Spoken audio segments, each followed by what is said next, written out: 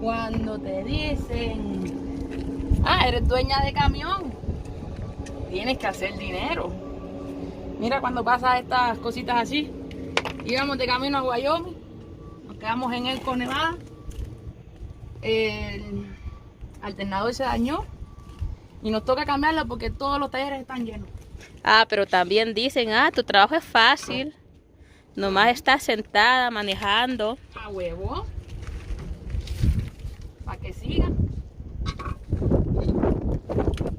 Y estamos casi en medio de la nada.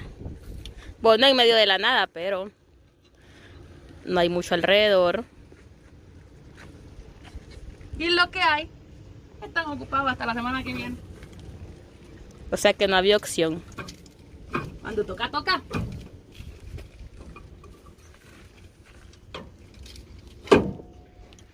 ¿Que está difícil?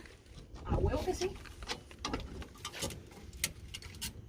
Pero I got it. Bye. ¿Cómo te dicen? Mrs. Vergas. Bye. Chequeamos. Los queremos. Hablamos nunca.